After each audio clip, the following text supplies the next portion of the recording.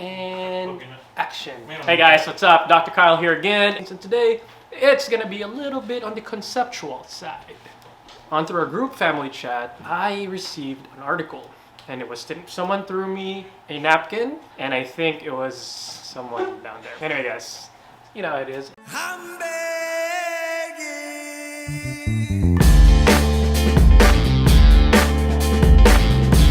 I was reading this article, and I think it was very pertinent in today's situation, is because a lot of us are not moving from home or working from home, and a lot of us are very sedentary.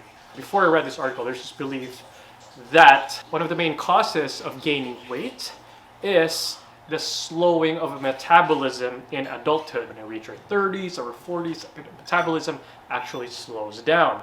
Before we even begin, I want to define what metabolism is. Metabolism is the process of converting food into energy. For example, I eat a banana.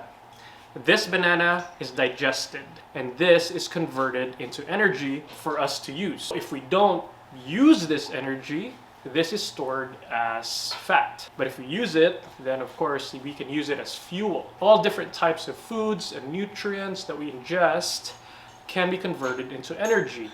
And this energy is quantified into numbers, which is called calories, right? I'm sure you guys heard that on TV and commercials. Oh, I burned this much amount of calories. That's what we burn. That's what our fuel is. Going back to what metabolism is, again, metabolism is the process of converting food into energy. The concept is that when we age, this is before the article that I read, that if we age, our metabolism slows down, and that's why people attribute gaining weight because of our metabolism slowing down. Moving on to this article that I read, this article pontificates that our metabolism actually plateaus from 20 years old to 60 years old. Our metabolism does not slow down. They're saying that one of the reasons that we gain weight is because there's so many factors that goes into it. Number one is that we don't move as much when we're adults. You know, back in our 20s, we have a lot more free time. We can, for example, when you're not working like 9 to 5, you can go out with your friends, you go karaoke, you can do, you're moving a lot more when you have more free time. But when you reach your third, fourth decade of life, you have family members, you have to work, you're not moving as much. So muscle mass is also attributed to losing weight because your muscle burns a little bit more calories than fat. What's my takeaway in this is that either way, whatever belief you believe in, you have to move either way. If you believe the previous theory of metabolism slowing down in the third, fourth, fifth decade of life, you still need to move to compensate for the slowing of your metabolism in order to lose weight. But if you believe this current belief, this newer article that says that metabolism does not slow down and losing weight is attributed to more movement, muscle mass, and other factors, then that would also mean that you still need to move either way to burn calories. In order to lose weight, you need to be in a calorie deficit. What does that mean? You need to lose more calories than what you consume. So for example, your basal metabolic rate is 1800 calories. What is basal metabolic rate? Your basal metabolic rate is the calories you burn without moving. Because even if you don't move, you burn calories by breathing. Your heart, it's a muscle. It needs calories to beat. And also digestion, blood circulation, all these things need energy as well. For example, if I'm just sleeping, sitting down, watching TV, you're still burning calories. So for example, 1800 calories, right?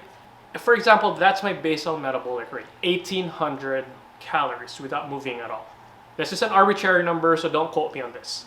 So if you eat more than 1800, scientifically, you would just gain weight. Because you're eating more than 1800 calories, you will gain weight because your basal metabolic rate, your baseline, you're eating more above your baseline.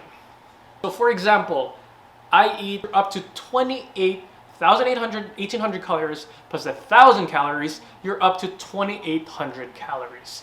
So that means you will store, hypothetically, give or take, you will store about 1,000 calories without moving because you ate more than your basal metabolic rate. So how do you lose weight? Very simple, you eat less than what you consume. That's just the basic concept. So if your basal metabolic rate is 1,800, you either eat less food and you exercise, because when you exercise, you're burning calories. So I guess the bigger question is, how do you lose weight? To be on a calorie deficit. For example, your basal metabolic rate is 1,800 calories. That's how much calories you burn without even moving. And you eat only, say, 1,000 calories every day. Your basal metabolic rate is 1,800 and you only eat 1,000 calories. That would mean that you will lose weight because your body will use 1,800 calories and you're only consuming 1,000 calories. You want to gain weight? Then you eat more than 1,800 calories every day. I eat, say, 2,500 calories. That's more than 1,800 calories. That would mean you will gain weight. It's just science. If this is too hard to understand for you, keep track of what you're eating. For example, at breakfast, I eat 3 eggs. Lunchtime, I eat, I don't know, fish and rice. And on dinner, I eat chicken and rice. Stick to the same kind of amounts of food. Breakfast time, instead of eating like a cup of rice, you can only do half a cup of rice. And then maybe you can go for a walk. You're burning calories and you're eating less than you consume, and weigh yourself. I would advise maybe investing in a weighing scale and weigh yourself the same time every day. So if you weigh yourself at 6 p.m. in the afternoon, you record that time. Okay, 6 p.m. I weigh 140 pounds. Tuesday you weigh again, you're 135, because your weight's gonna fluctuate every day. You're gonna take your weight for the next 7 days, or you can do a whole month. So if it's the next 7 days, you take your weight, add them all together, and divide that by 7, right? You're taking the average of your weight. So if, for example, your average weight is 138.5 on the first week, then that's your average weight. Or if you want to do a whole month, that's fine. You can take, your weight every single day, divide that by 30 or 31, depending on how many days that month has. And that's your general average weight. Generally, it's always good to maybe lose about 2 pounds a week. 1.5 to 2 pounds a week should be okay. And also what I would suggest to lose weight is maybe you can eliminate sugars in your system. So you can eliminate Coke, you can eliminate juice, and just replace that with water, because that would help a lot. I guarantee you will lose weight. This is gonna be so hard to do because you're changing your lifestyle and you're changing the way you view life.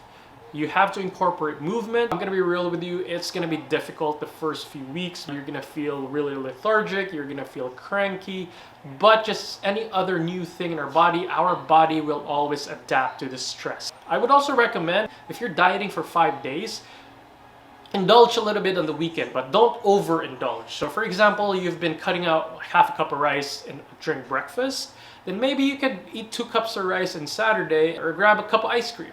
That's not going to kill you. But just the main important thing is that you are consistent with these things. Everything in moderation. And then weigh yourself as well. And also with the movement, guys, I also recommend you to at least pair this with a fun activity. Do things that you can be consistent with. If you're hanging out with a friend, then do that. Or maybe sign up with a gym and go FaceTime a person. Read an audiobook or listen to music.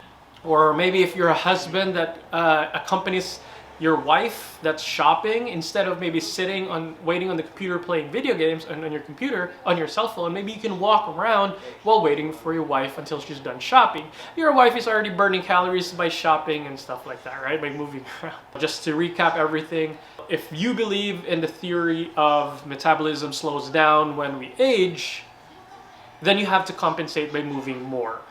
Because our metabolism, or the process of converting food into energy, is slower, then you have to compensate by moving a lot more. If you believe that metabolism does not slow down, that we slow down, people slow down because of our lifestyle changes, our stress, even comorbidities like diabetes, hypercholesterolemia, high blood pressure. These things actually slow us down because our arthritis, we can't move as much, we're not as active. Then we have to do things to compensate for that. It's either we eat less, we eat better, or we move a little bit more.